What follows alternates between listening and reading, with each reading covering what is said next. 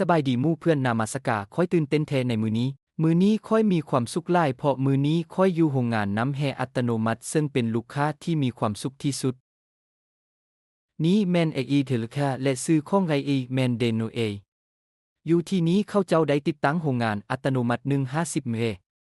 ข้าพเจ้าจะแสดงให้ทานเห็นวิธีที่น้ำทึกเฮ็ดให้บริสุทธิ์วิธีที่ขวดทึกสร้างขึ้นวิธีที่ขวดทึกคุ้มหอวิธีที่ขวดนั้นมีหลายชื่อและวิธีที่มันทึกเฮ็ดในกระเป๋าและวิธีที่มันทึกส่งไป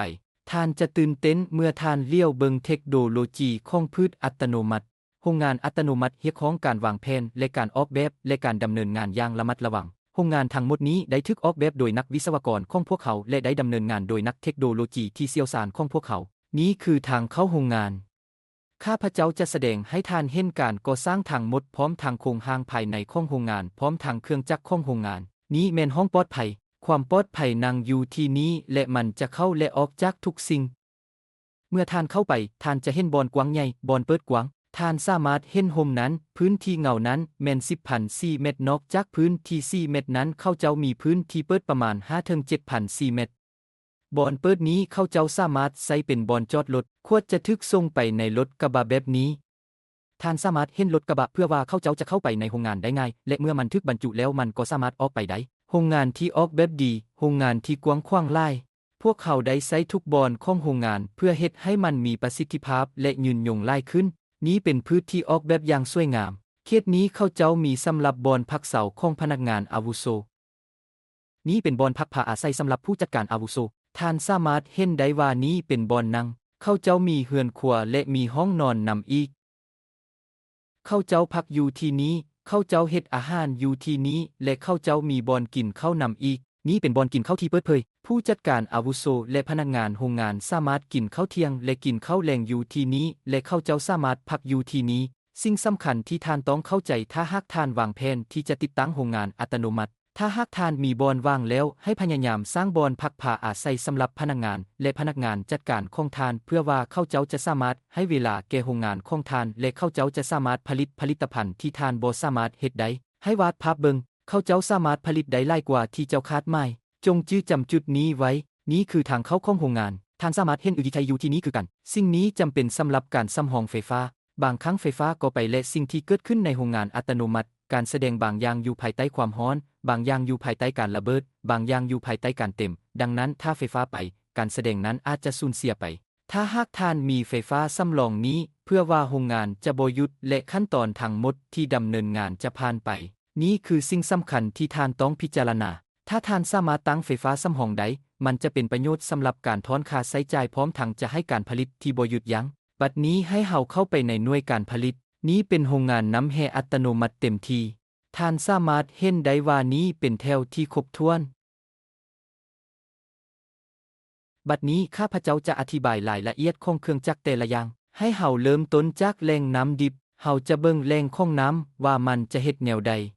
โรงแรมแพ็กเกจน้ำดื่มตามปกติแล้วสามารถใช้แหล่งน้ำ3ชนิดใด1แม่นน้ำสร้างน้ำแม่น้ำหรือน้ำท่วมในโรงงานนี้เขาเจ้าได้ใช้น้ำสร้างไว้เหลืออยู่ข้างล่างของเบื้องนั้นเขาเจ้ามีทั้งน้ำ100,000 ลิตรอยู่ที่นั้นจากบ่อนนั้นมันมาที่นี้เขาเจ้าได้ติดตั้งถังเก็บน้ำดิบ2 ถังแต่ละ10,000 ลิตรดังนั้นถังนี้จึงเฮ็ดจากวัสดุปีเวอร์สิ่งสำคัญแม่นควรมีใบยั้งยืนคุณภาพหรือต้องมีใบยั้งยืนระดับอาหารเพราะเจ้ากำลังปรุงแต่งน้ำสิ่งใดก็ตามที่ติดต่อกันควรเป็นระดับอาหารจงจื้อจำสิ่งนี้ไว้จากบ่อนนี้น้ำจะไปโรงงานลีบัดนี้เฮาจะเห็นพืชโรงงานยูกินตุเนลเนตท่านสามารถเห็นห้องต้นไม้อยู่ที่นี้พื้นที่ทั้งหมดแม่นสำหรับโรงงานเลมีห้องแยกกันสำหรับยีเตอร์วินิเคให้วาวาอยู่ข้างในนี้แม่น12,000 ลิตรต่อชั่วโมงโรงงานนั้นหมายความว่ามันสามารถสำระน้ำได้12,000 ลิตรต่อชั่วโมงดังนั้นมันจึงเป็นโรงงานใหญ่ที่มีความสามารถหลายพวกเขาได้เห็นทางน้ำดิบอยู่ที่นั้นจากบ่อนนั้นน้ำจะถูกสูบผ่านสูบนี้แม่นสูบน้ำดิบจากวิเทปมันจะไปทางน้ำทำอิฐนี้แม่นเครื่องตองดินทรายหรือสามารถเอิ้นได้ว่าเครื่องตองสื่อสารมวลชนในทางนี้จะมีเครื่องตองสื่อสารมวลชน5 ชั้นมันจะตองสิ่งเปื้อนที่มีอยู่ในน้ำมันสามารถตองสิ่งเปื้อนถึง50 ไมโครกรัมและอยู่ที่นี้มีถังระบบจากบ่อนนี้น้ำจะไปสู่ระบบที่2สิ่งนี้เอิ้นว่าเครื่องตองกักบอน ในระบบนี้มีก๊าซบอนที่กระตุ้นอยู่ที่นั้นก๊าซบอนที่กระตุ้นเฮ็ดให้น้ำสะอาดสำหรับสิ่งเปื้อนทางอินทรีย์เช่นสีบ่ดีกลิ่นบ่ดีรสชาติบ่ดีสารเคมีมันกำจัดสิ่งเปื้อนของอินทรีย์จากที่นี้น้ำจะผ่านเครื่องตอง AI ในระบบนี้ใช้เครื่องตองขนาด5 AI มันจะกำจัดสิ่งเปื้อนถึง5ไมโครนตามปกติแล้วคนเฮาจะให้เครื่องตองน้อยขนาดน้อย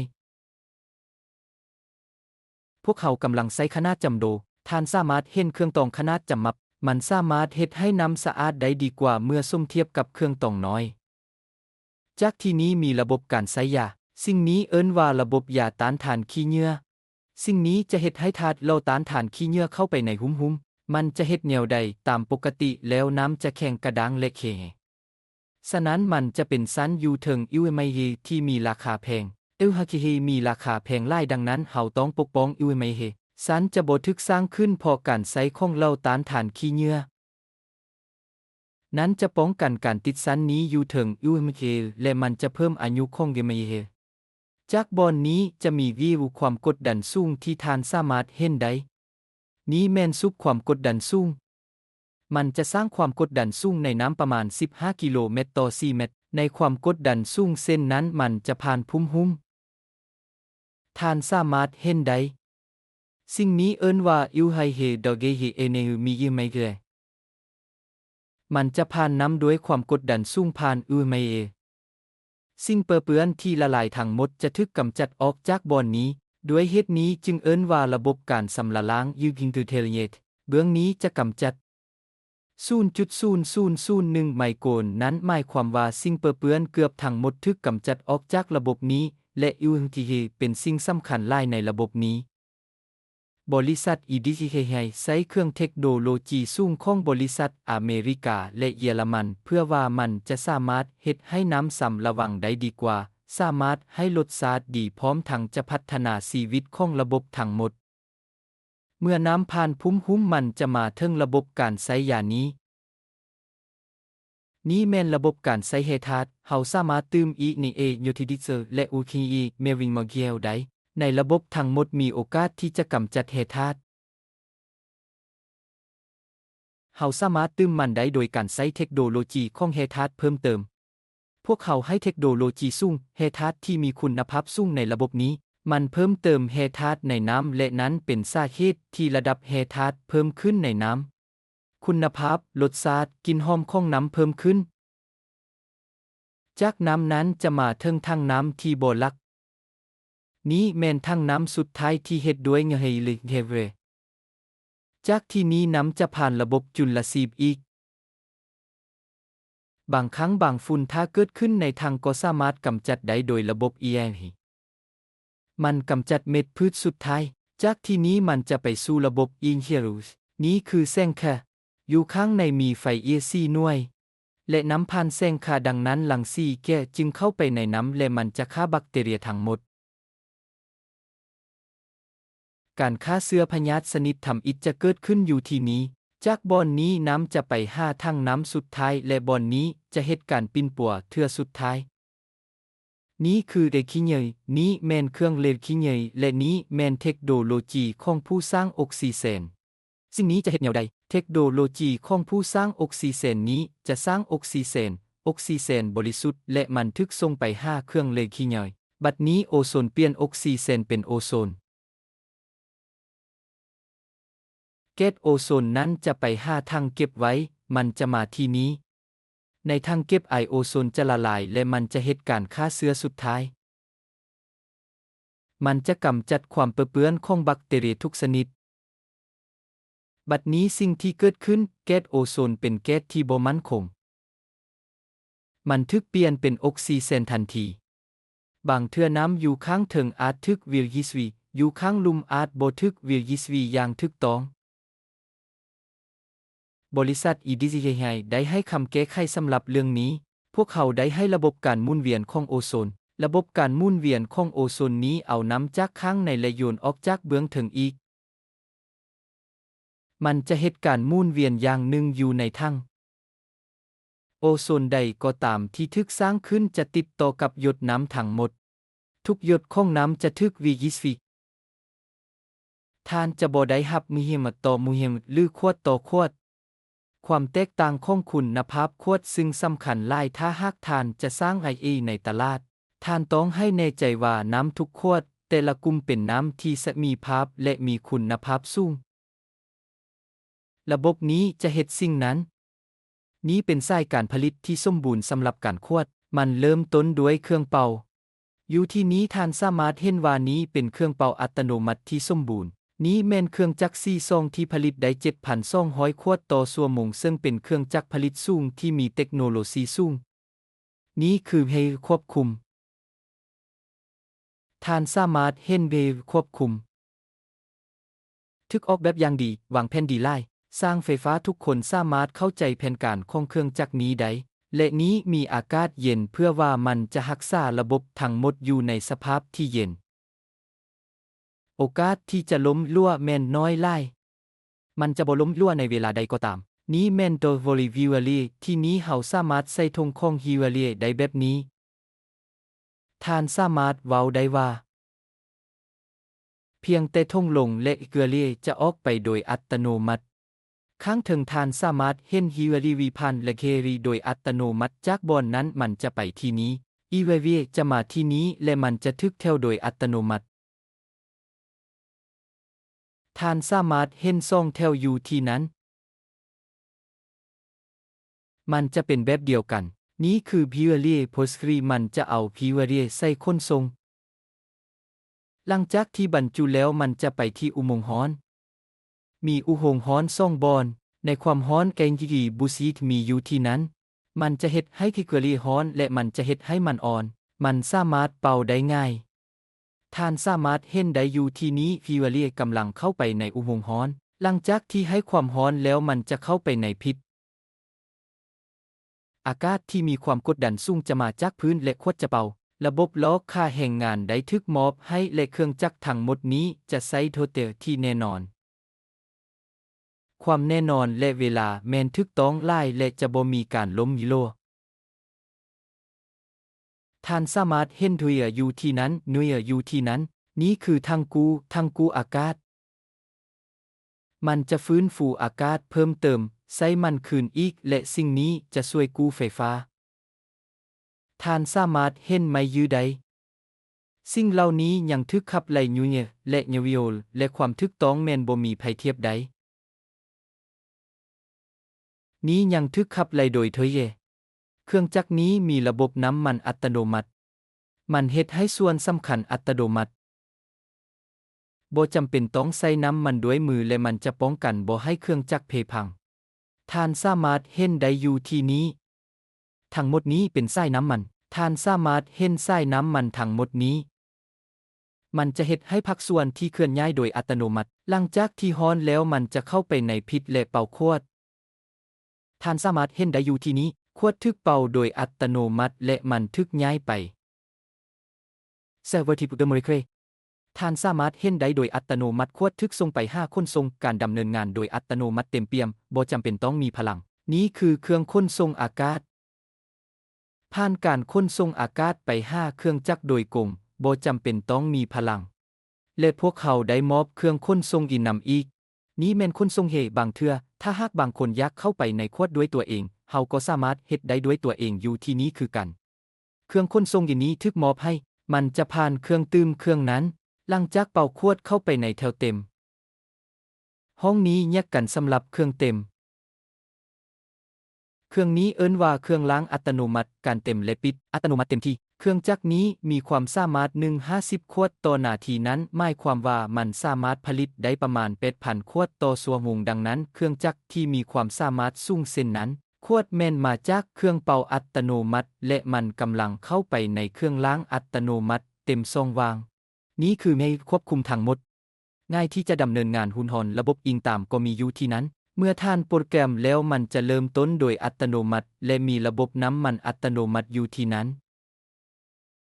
ระบบนี้จะเฮ็ดให้ส่วนต่างๆเคลื่อนไหวของเครื่องจักรโดยอัตโนมัติบ่จำเป็นต้องใช้น้ำมันด้วยมือในระบบนี้สิ่งนี้ช่วยเหลือเวลาและเพิ่มอายุของเครื่องจักรทำอิฐน้ำจะไปที่ส่วนล้างนี้แม่นเครื่องล้างอัตโนมัติขวดจะกลับคืนมาและน้ำจะไหลออกมาจากข้างใน ข้างในมันจะทึกล้างให้หมดหลังจากล้างแล้วมันจะไปที่เครื่องเต็มนี้คือถังน้ำมีถังเต็มขนาดใหญ่กว่าในเครื่องจักรนี้เพื่อให้มันสามารถผลิตได้ทั้งหมดขวดกำลังอยู่ใต้อีเทลเต็มท่านสามารถเห็นอยู่เนืองเต็มและหลังจากได้ตื้มมันจะไปห้าพักหมูเมท่านสามารถเห็นพักหมูเฮนั้นมวกจะมาโดยอัตโนมัติจากมวกและแต่ละมวกจะทึกวางไว้อยู่ถึงขวดและหลังจากได้วางมวกแล้วก็มีหัวปิด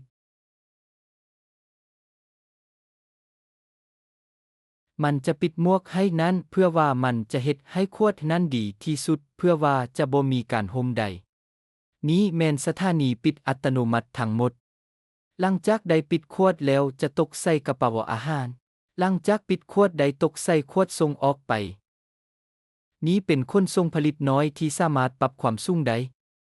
สำหรับขวดใหญ่จะสูงสำหรับห่างไกลน้อยมันจะน้อยมันจะไปกวดสอบและติดลายซื้อจากที่นี้ท่านสามารถเห็นสิ่งนั้นหลังจากที่เต็มขวดแล้วลงถึงขนส่งผลออกและนี้แม่นเจ้าการกวดสอบคนเฮาสามารถกวดเบิ่งขวดได้ถ้าหากมีขี้เหงื่อเราสามารถเอาขวดออกได้จากบอนนั้นมันจะไปหาการเขียนโปรแกรมนี้แม่นเครื่องเขียนรหัสแบบดีเทลความสวยงามของเครื่องจักรนี้คือมันบ่จำเป็นต้องใช้น้ำมึกเลยโดยดีเทลมันจะพิมพ์เลขกลุ่มราคาและวันที่ของการผลิตอยู่ในขวด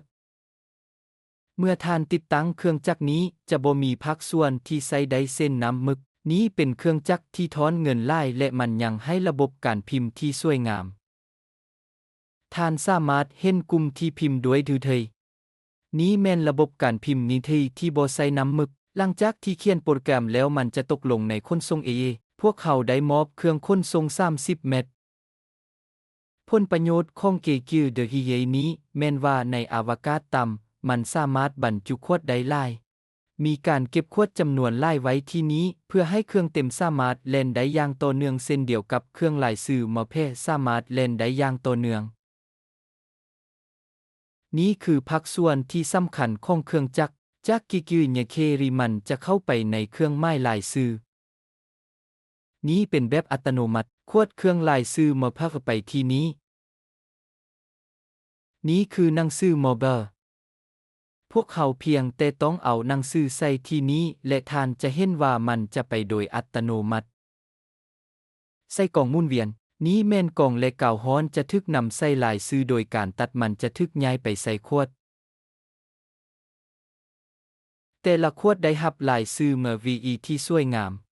ท่านสามารถเห็นอยู่ที่นั้นนี้คือเวลควบคุมของเครื่องมาเววการดำเนินงานทั้งหมดสามารถควบคุมได้อย่างเต็มที่จากสิ่งนี้หลังจากมาเววพวกเขาได้มอบเครื่องขนส่งกิกิอีกหลังจากที่เต็มแล้วจะมีเอและมาเฟมาและจากนั้นเออีกหลังจากวอเววจะมีปริมาตรของขวดเพียงพอที่จะส่งมันไปสู่เครื่องหุ้มห่ออัตโนมัติท่านสามารถเห็นได้จากการขนส่งขวดตกอยู่ถึงเครื่องหุ้มห่อนี้เป็นเครื่องหุ้มห่ออัตโนมัติฉะนั้นนี้คือขวดนี้คือการซีนำสำหรับขวดนี้แมนโทยคิเคสิ่งนี้ซีนำขวดเพื่อว่าจะมี3 แถว3 แถวทึกสร้างขึ้นภายในขนส่งนี้คือดูน้อยถ้าหากหน่วยในทั้งหมดนี้หยุดลงเครื่องจักรนี้จะบ่ทำงานสิ่งนี้จะเฮ็ดให้แน่ใจว่ามีขวดเพียงพอที่จะเริ่มต้นเครื่องจักรท่านสามารถเห็นขวดใน3 แถวกำลังมาที่นี้นี้คือการซีนำมันจะเป็นกลุ่มขวดคือกันกับ12 ขวด20 ขวด26หรือ48 ขวดมันสามารถสร้างขึ้นโดยอัตโนมัติเมื่อกลุ่มทึกสร้างขึ้นมันจะมาที่นี้และผู้สุกยูนี้จะสุกยูกลุ่มนั้นให้เป็นกลุ่มและนี้คือเวลควบคุมอัตโนมัติท่านสามารถควบคุมเครื่องจักรทั้งหมดจากวิธีนี้ที่อึดอัตโนมัติเต็มที่อยู่ที่นั้นจะมี2 ม้วนการลิ้น1แมนทางเทิง1หน่วยแมนทางลุ่มนี้แมนโพเฮเฮมีเวเดบลีเปกที่มีความหนาแน่นต่ำมันจะเป็นไดมุม1จากเบื้องเทิง1จากเบื้องลุ่มและทานสามารถเห็นขวดทึกปิด